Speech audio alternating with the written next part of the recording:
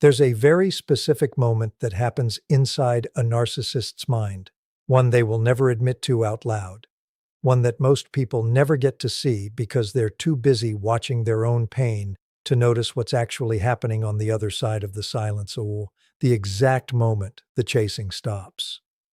And what goes through their head in that moment is nothing like what you'd expect, nothing like relief, nothing like satisfaction at finally winning. Today we're going inside that moment because understanding it will change how you experience every future silence you ever hold with someone like this. Let's start with the assumption almost everyone carries into this situation, because it's the assumption that keeps people chasing far longer than they should.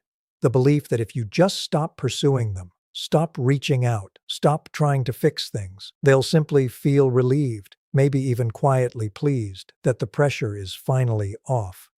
This assumption feels logical, especially if the narcissist has spent months or years acting annoyed by your attempts to reconnect, rolling their eyes at your need for reassurance, treating your pursuit as evidence that you're too much, too needy, too intense. Surely, the thinking goes, removing that intensity should feel like relief to them. Here's what actually happens instead, and it's almost the exact opposite of what that logic predicts. The moment the chasing genuinely stops, not a temporary pause designed to provoke a reaction, but a real, settled withdrawal of pursuit, a narcissist experiences something closer to quiet panic than relief. And understanding why requires understanding something fundamental about how their entire internal system is built. A narcissist's sense of self isn't generated from the inside the way it is for most people. It's assembled, moment to moment, from external input, attention, admiration, reaction, engagement, even negative attention, which still counts as engagement in a system that's starved for any confirmation that it exists and matters at all. This is why chasing, however painful it feels to the person doing it, actually serves a very specific function for the narcissist. It confirms, repeatedly, reliably, that they still matter enough to provoke pursuit. Every text you send after being ignored, every attempt to understand what went wrong, every apology offered for things that weren't your fault, all of it functions as proof, delivered directly to their nervous system, that they still occupy the center of your emotional world. So when that pursuit simply stops, not dramatically, not as a manipulation tactic meant to provoke jealousy, but genuinely, quietly, because you've actually released the need to chase them at all, something happens that has nothing to do with relief and everything to do with a sudden, disorienting absence of confirmation. The mirror they'd been checking constantly, without ever consciously realizing that's what your attention was to them, simply goes dark. And a mirror going dark, for a system that depends entirely on external reflection to know it exists, doesn't feel like peace. It feels like a small, quiet emergency. Here's what this actually looks like inside their head, moment to moment, in the days immediately following the chasing stopping. The first reaction is usually disbelief, though it rarely gets voiced honestly, even to themselves. There's an assumption, built from whatever pattern existed throughout the relationship, that this is temporary, that you're pulling back strategically, that you'll reach out again soon the way you always have before, that this is simply another cycle in a pattern they've grown used to predicting and managing.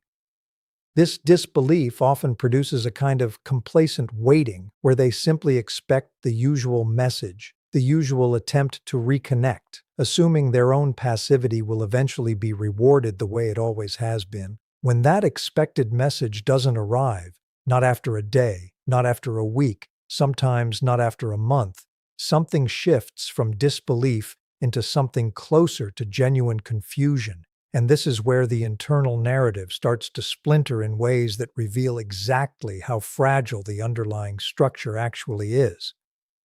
Because remember, their sense of mattering has always been externally sourced.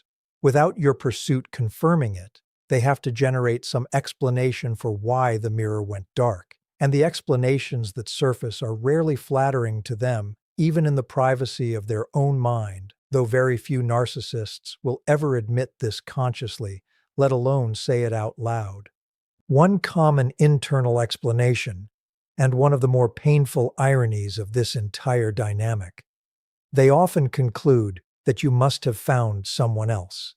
Not because there's any actual evidence of this, but because it's the explanation that requires the least uncomfortable self-examination. If you found someone else, the silence isn't actually about them, isn't a referendum on how they treated you, isn't evidence that their own behavior finally exhausted something real. It's simply a logistical shift, a redirection of your attention toward a new target, rather than an indictment of everything that happened before the silence started. This explanation lets them avoid the much harder, much more threatening alternative conclusion, that you stopped chasing because you finally, fully understood what they actually were and decided calmly that it wasn't worth pursuing anymore.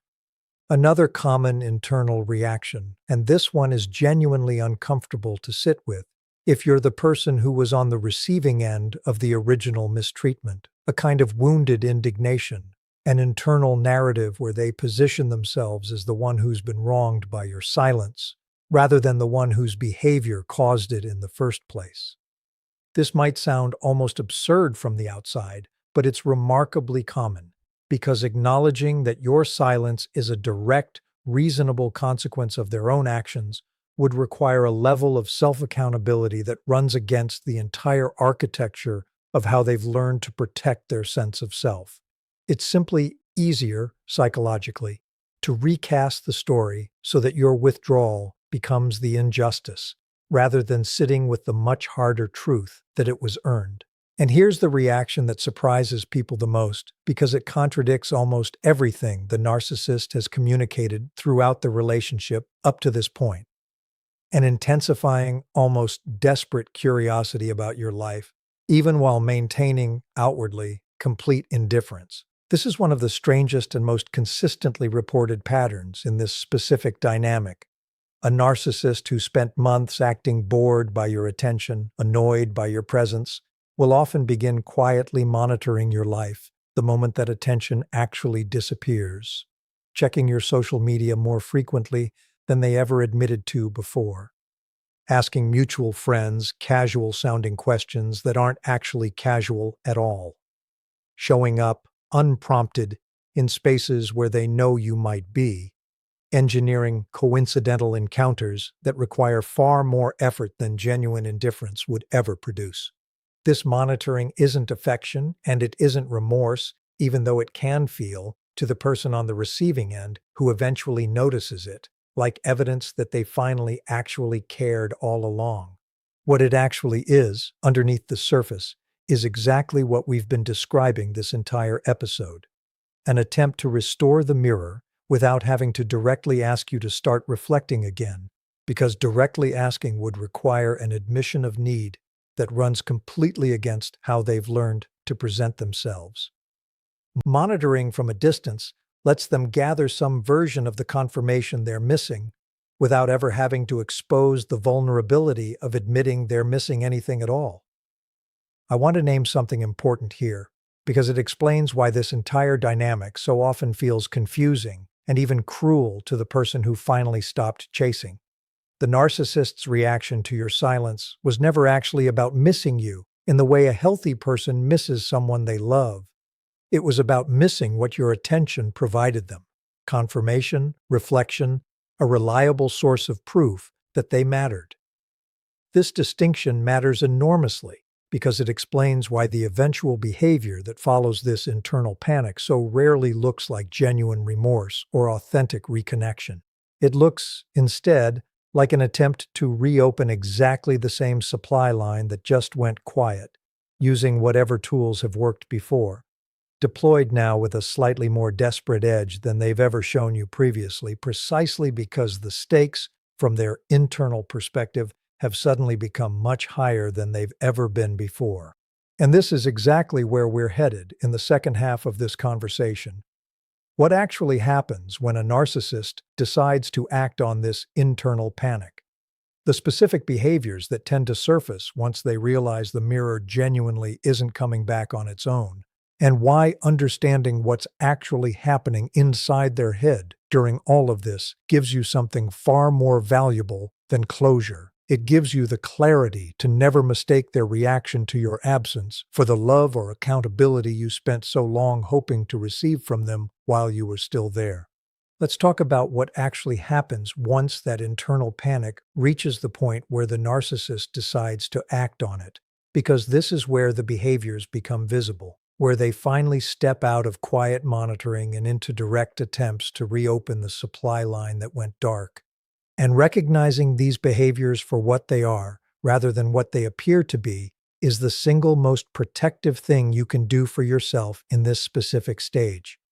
The first behavior that typically surfaces is what I'd call the casual reappearance, a message that arrives with studied nonchalance, designed to look like it cost them nothing, like it's simply an offhand thought rather than a calculated attempt to test whether the door is still closed. Saw this and thought of you. Hope you're doing well. Something low stakes enough that if it doesn't get a response, they can tell themselves it was never really an attempt at anything, protecting their own ego from the vulnerability of a genuine reach that gets ignored. This casualness is the tell. Genuine remorse, genuine reconnection attempts from someone who's actually done internal work, tend to be direct, specific, and willing to name what happened. The casual reappearance is designed specifically to avoid that directness because directness would require accountability, and accountability was never actually the goal here. Reopening the mirror was. The second behavior, and one that catches people off guard because it seems to contradict everything about how narcissists are typically described, genuine seeming vulnerability, sometimes startlingly specific, sometimes even accurate about things that went wrong. This is the stage where some people, hearing what sounds like real self-awareness for the first time, start to wonder if something has actually shifted. And to be fair, occasionally, rarely, it has. We talked in an earlier episode about the small percentage of cases where genuine reflection does occur. But far more often, this vulnerability serves the same function as everything else in this cascade. It's the tool most likely to work on someone who once loved them, deployed now with more precision than before, because the earlier tools, charm, casual reappearance, didn't succeed in reopening the door. The way to tell the difference, and this bears repeating because it matters enormously here. Genuine change shows up as sustained behavior over time, especially in moments when there's nothing to gain from performing well. A single moment of vulnerability, however moving, however specific, however seemingly self-aware, is one data point. It tells you nothing on its own about what happens next, especially if what happens next is contact resuming, followed by a slow, familiar drift back toward the exact patterns that necessitated the silence in the first place. The third behavior, and this one is the most revealing of all if you know what to watch for. An escalation in effort that's directly proportional to how long the silence has lasted, rather than to any actual change in circumstances. If the reaching out gets more intense, more frequent, or more dramatic the longer you remain unreachable, rather than settling into a calm, patient, consistent presence regardless of your response, this tells you everything you need to know about what's actually driving the behavior. Genuine care doesn't escalate based on how effectively it's working. It remains steady, regardless of outcome, because it was never contingent on getting something back in the first place. Escalating effort that intensifies specifically because the silence continues is a system responding to lost supply, not a person responding to genuine loss. Now, I want to talk about something crucial for you, specifically in this stage, because everything we've described so far explains their internal experience. But your experience during this period matters just as much, maybe more, because it's the part you actually have control over. Here's what tends to happen to the person who successfully held the silence once these behaviors start appearing on the other end. An intense, sometimes overwhelming temptation to interpret every one of these signals as proof that the silence worked, that they finally understand, that reconnecting now would be different from every time before.